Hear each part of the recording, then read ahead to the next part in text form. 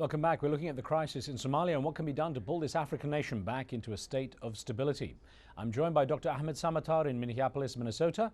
Professor Samatar lectures at Macalester College on political and social thought, the global political economy and African development.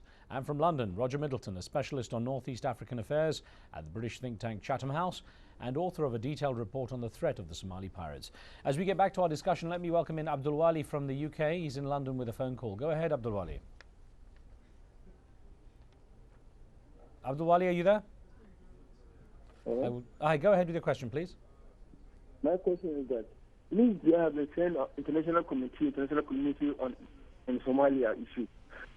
I want Africa alone to solve the issue pertaining after Somalia.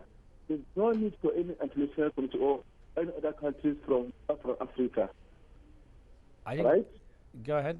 As the last speaker said that apart from Nigeria, Burundi, and Uganda, they need a different international community. Yes, it is always needed, you know. But let African Union start their own efforts. Okay. Let them go ahead and put their own efforts. Okay, I think I got the gist of that, ABDUL WALI. I'm going to ask actually Dr. Samatar on this. I mean, I think ABDUL WALI is raising this issue. Many people that Africa should be able to take care of its own affairs, and that there's been interference from outside. I think I got that as the gist of what he was asking. Yes, well, that's true. I mean, isn't it a known secret that the African societies, some countries are much better than others, but on the whole, this is the weakest continent in the world. Economically, politically, even at the level of leadership, a very weak continent. And the capacity to put together a set of ideas in saving a particular part of itself, like Somalia, and then having the resources and the organization and the discipline and the commitment to act on that kind of a principle is not something that the African societies really have been able to show a great deal of success. Somali people are hoping that there might be both Muslim countries sending significant troops and African countries to come into this and at least keep some degree of peace until things sort out. But there's no question that the African Union is very weak, incapable really. Look at Darfur, incapable of doing much about Darfur. So the story is the same all over the place, and that's why the African Union needs the support of the international community in a very practical way. Now, Roger Middleton, you'd written about the Somali pirates, which again, had attracted so much attention internationally in recent months. A live station question from Patrick here in the US came in saying, are the reports of foreign financing of the Somali pirates true? As far as I know, no. I mean, it seems most likely if there is money going, it's going the other way. I mean, the pirates are now generating so much money, they're completely self-financing. And if anybody benefits from international money transfers, it's probably money going out of Somalia. Just on the point of the African Union, though, we've heard from Nigeria again that they'll be sending troops to bolster this African Union force that's in Mogadishu at the moment. I should point out that they've said a number of times over the last year that their troops are ready to leave. It's a very difficult situation to imagine any country, whether it be African, European, Asian, sending troops into Somalia. This is one of the most dangerous countries in the world. It's one of the most dangerous environments for foreign troops to go into. And so we're putting ourselves up for a fall, really, if we're pinning our hopes on an international intervention force, an international peacekeeping force. Now, Somalia has shown capacity, and Somalis have shown the capacity to generate systems of governance that work for them.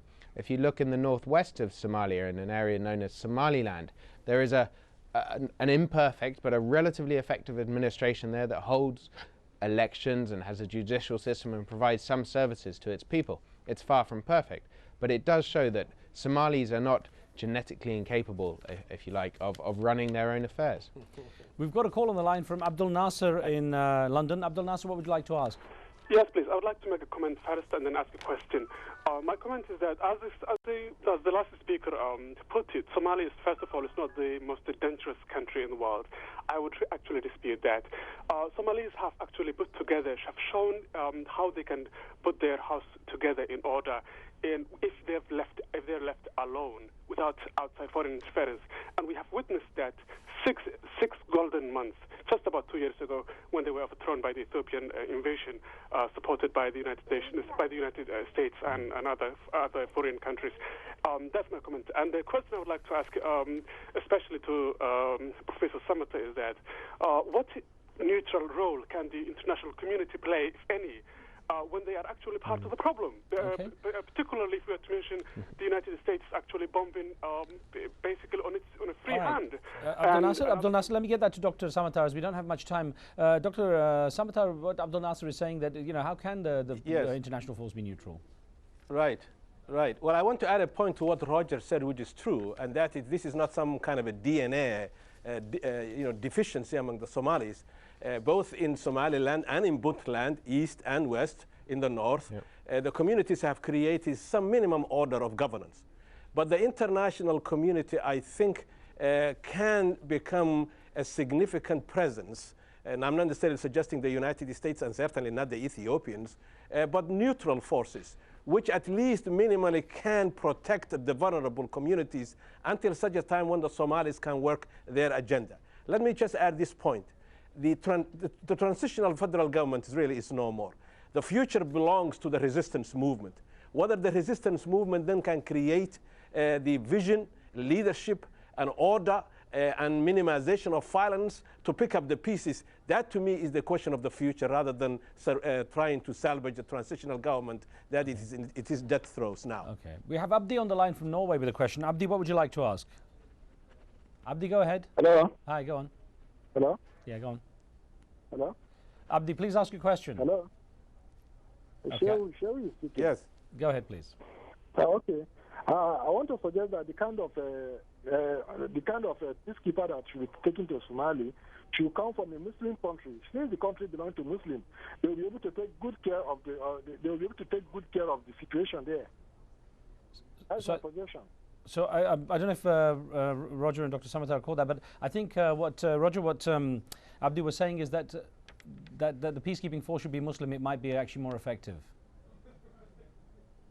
I think there's probably an element of truth in that a Muslim peacekeeping force would have a better chance of acceptance by the local population. But just bear in mind, some of the groups in Somalia are happy enough to kill fellow Muslims and fellow Somalis without too much trouble. So it may not be quite as effective as we hope. I mean, it's very hard, though, to see who is going to send troops to Somalia. I know it's depressing to come back to this point again, but is Pakistan going to send troops? Is Saudi Arabia going to send troops? None of this sounds very realistic, really. So what the international community has to do, and one thing it really needs to do, is to change its mindset about Somalia and accept that Somalia will generate its own solutions to its problems. They may not always be exactly what we want, exactly the kind of secular democratic ideals that we might like. Some will be closer to those, some will be further away. But at the moment, for many Somalis, the biggest concern is security. Can you leave your house and get to the shop without being shot? At the moment, for a vast majority of the country, the answer to that question is no. And they're looking for something which can give them hope in that solution. Professor Samatar spoke about the Islamic Courts Union rule in 2006, when there was a brief period for 6 months of stability in Mogadishu and around southern Somalia. Now, we don't know how that regime would have turned out, if it would have lasted, indeed, much longer. There were some serious divisions within it. But it was certainly an experiment that seemed to be moving forward, and certainly it's only been downhill since then, since the international intervention. Mariam is on the line from the UK. Mariam, what would you like to ask? My question is to Mr. Samatar. How can it be resolved, the situation in Somalia right now, and why Arab countries do not want, especially Saudi Arabia, to become peace in Somalia? I think, Dr. Samatar, one of the points Mariam is making there is why are Arab countries not getting involved in any way when there seems to be some implication of Arab involvement? My argument is that I think it will be nice if the Arab world can at least participate minimally at the level of putting resources, maybe with the African Union. But I don't have much hope that the Arab world really cares a great deal about the Somali people. The Somalis might think, I think foolishly, that that's the case, but I don't think that's the case. And it shows, even in the case of Sudan and in Darfur, the Arab world has not lifted a finger really to deal with another great tragedy. So I come back to think to the issue that Roger raised, and I think he's right. I think in the end, it's the Somali people. Whether they can pick up the pieces and bring to the table something that is worthwhile, that the rest of the international community can invest in. If the Somalis are not going to do that, no amount of international intervention is going to make that much of a difference. But there's no question, though, those Somalis who are trying to pick up the pieces, and I think the resistance movement is in that mold, would need the international support for them to bring new leaders to the table, new vision about Somalia, and therefore the possibility of reconstructing the country. Let's see if we can squeeze in a call from Prince in Germany. Good to hear from you, Prince. What would you like to ask? Hello, yeah, good evening. Hi, good evening. Please, I would like to ask a small question. My question is, I want you to tell me the downfall of Africa is from which people build this kind of downfall of Africa. Okay, Roger Middleton, that's a bit of a sort of, a general question, I guess, but look at blame, perhaps, for why Africa has downfall. Now, I'm not sure if what Prince is saying is that it's perhaps outside intervention, colonialism, but what would you say would be at the heart of some of the root problems here, certainly in Somalia?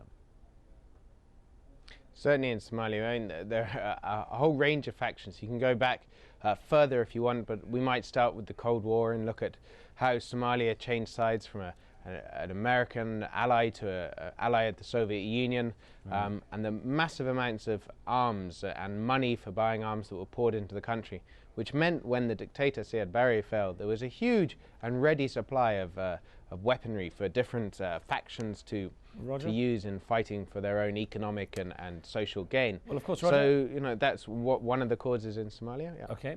I'm sorry I have to stop you there. I know it was a big question to end with, but we ran out of time. I want to thank you and Dr. Samatar for joining us. That's all right. And thank you for being with us. On the next show, we examine President-elect Barack Obama's approach to Iran. Will he follow the Bush administration lead, or will there be something different between Tehran and Washington? From me and the team, see you next time.